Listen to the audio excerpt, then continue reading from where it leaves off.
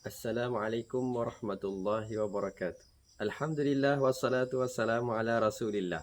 Apa khabar tuan-tuan dan puan-puan? Pagi. Semoga Allah Subhanahu wa taala kurniakan kepada kita keberkatan dalam kehidupan kita insya-Allah taala. Apa cerita kita pada pagi ini? Saya ada satu cerita yang saya nak ceritakan kepada tuan-tuan. Mudah-mudahan cerita ini memberikan inspirasi dalam hidup kita.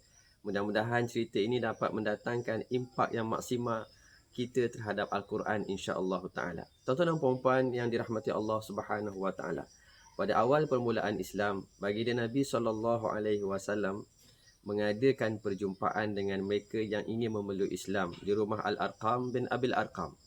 Maka pada waktu itu ada seorang sahabat ini, nama dia ialah Suhaib Ar-Rumi radhiyallahu anhu. Suhaib radhiyallahu anhu dia daripada Rum. Dia bukan orang Mekah, tetapi dia dilindungi oleh orang-orang Mekah. Bahkan dia ada saudara angkat, keluarga angkat di Mekah, sehingga kan dia berjaya menjadi seorang yang kaya berada di Mekah. Dan sahabat beliau iaitu Ammar bin Yasir radhiyallahu anhu juga seorang yang memeluk Islam pada awal-awal permulaan Islam. Jadi pada suatu hari Suhaib telah pergi ke rumah Al-Arqam bin Abil Arqam, tempat di mana Nabi SAW menyampaikan risalah Islam secara sembunyi-sembunyi, dan bertembung dengan Ammar bin Yasir radhiyallahu anhu yang juga ingin memeluk Islam pada waktu itu. Maka mereka gembira berdua-dua ini, maka mereka pun telah pergi berjumpa dengan Nabi SAW dan mereka telah belajar dengan Nabi SAW sehinggalah Islam berkembang. Sehinggalah di mana Nabi SAW diperintah untuk berhijrah. Dan pada waktu itu Suhaib Ar-Rumi radhiyallahu anhu juga ingin bersama-sama berhijrah. Dan kita maklum bahawa para sahabat berhijrah dahulu sebelumnya Rasulullah SAW berhijrah. Antara yang awal berhijrah ialah Muaz bin Jabal radhiyallahu anhu, yang Nabi SAW telah hantar beliau untuk berhijrah. Tuan-tuan dan puan-puan dirahmati Allah Subhanahu wa taala. Apa yang berlaku ialah Suhaib Ar-Rumi tidak terlepas. Maka Suhaib Ar-Rumi juga telah berhijrah. Cuma dalam perjalanan berhijrah, dalam perjalanan hijrah, dia ditahan oleh orang-orang kafir Quraisy. Mereka kata, wahai Suhaib, dulu kamu datang dalam keadaan miskin. Sekarang kamu dah kaya, kamu nak tinggalkan kami begitu saja. Kami tidak akan tinggalkan kamu. Kami akan bawa kamu balik ke Mekah. Maka kata Suhaib Ar-Rumi, kamu semua kenal dengan aku. Aku seorang pemanah yang sangat-sangat hebat. Kalau aku panah tentu tepat kena pada tempatnya. Jadi kalau kamu nak, kamu boleh halang aku dan aku akan lepaskan satu demi satu anak-anak panah ini dan kamu tidak akan terlepas.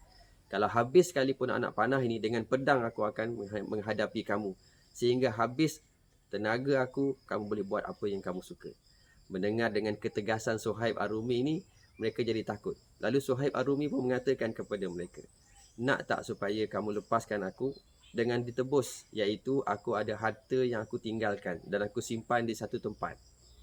Ini tujuan Suhaib ni, nanti kalau aku pulang ke Mekah, mungkin Suhaib boleh ambil balik. Tetapi apabila berlaku keadaan macam ni, maka Suhaib telah tebus diri dia dengan seluruh harta dia yang dia simpan tadi. Dan Suhaib kata, aku ada dua orang hamba sahaya. Kamu ambil lah, tapi kamu lepaskan aku untuk aku pergi bertemu dengan Rasulullah SAW di Madinah. Maka pada waktu tu orang-orang kafir telah lepaskan Suhaib Ar-Rumi. Suhaib Ar-Rumi telah pergi bertemu dengan Rasulullah SAW di Madinah. Ketika Suhaib Ar-Rumi sampai, Rasulullah SAW lihat Suhaib Ar-Rumi dan Allah telah memberitahu kepada Nabi SAW akan perihal Suhaib ini. Maka Rasulullah SAW pun bagi tahu kepada Suhaib, Rabiha bai'a Aba Yahya. Rabiha bai'a Aba Yahya. Telah beruntunglah jualan Abu Yahya. Telah beruntunglah jualan Abu Yahya. Telah beruntunglah jualan Abu Yahya atau perniagaan Abu Yahya. Apa yang maksud Nabi SAW ini? Allah Subhanahu wa taala turunkan ayat daripada surah Al-Baqarah ayat 207.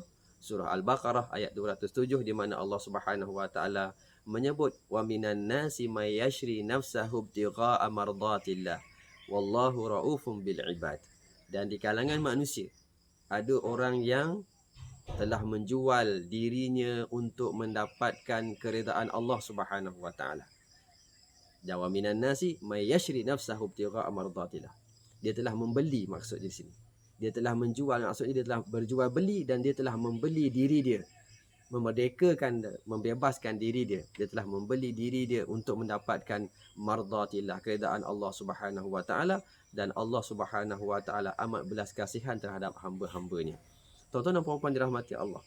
Ayat ini nak menunjukkan betapa Allah reda dengan perniagaan Abu Yahya, yakni perniagaan Suhaib Ar-Rumi radhiyallahu anhu. Apa perniagaan beliau?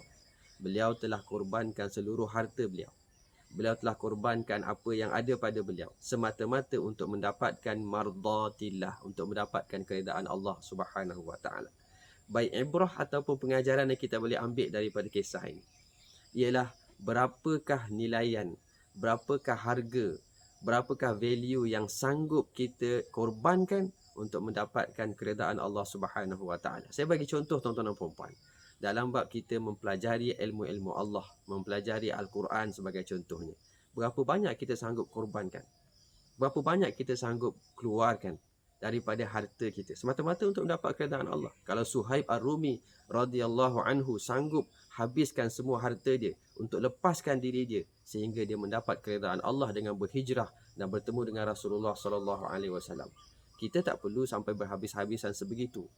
Tetapi berapa banyak dan berapakah kesanggupan kita untuk kita keluarkan bagi mendapatkan keredaan Allah Subhanahu wa taala. Apa lagi yang Allah Subhanahu wa taala redha lebih lagi daripada kita membaca Al-Quran. Al-Quran menyebabkan Allah Subhanahu wa taala redha. Al-Quran itu kalamullah. Al-Quran itu adalah perkataan Allah Subhanahu wa taala dan dia lebih tinggi daripada seluruh perkataan. Kalau kita korbankan sedikit daripada harta kita, korbankan sedikit daripada masa kita untuk mempelajari, memahami, seterusnya mengamalkan Al-Quran, betapa Allah Subhanahu wa taala gembira. Seperti mana Nabi SAW gembira dengan perniagaan Abu Yahya atau perniagaan Suhaib Ar-Rumi radhiyallahu anhu. Rasulullah mengatakan rabiha bai'a Aba Yahya, rabiha bai'a Aba Yahya. Telah beruntunglah perniagaan Abu Yahya. Inilah keuntungan yang sebenar apabila kita mendapat keredaan Allah Subhanahu wa taala. Jadi tuan-tuan dan puan-puan dirahmati Allah, mudah-mudahan kita ambil ibrah atau ambil pengajaran daripada kisah ini dan daripada ayat ini, iaitu surah Al-Baqarah ayat 207, untuk kita korbankan sedikit daripada harta kita untuk kita mendalami kitab Allah Subhanahu wa taala, untuk kita belajar ilmu-ilmu Allah Subhanahu wa taala. Mudah-mudahan kita mendapat keberkatan daripada Allah dan keredaan daripada Allah Subhanahu wa taala. Impactful ibrah from Al-Quran by Hairuddin Osman. Assalamualaikum warahmatullahi wabarakatuh.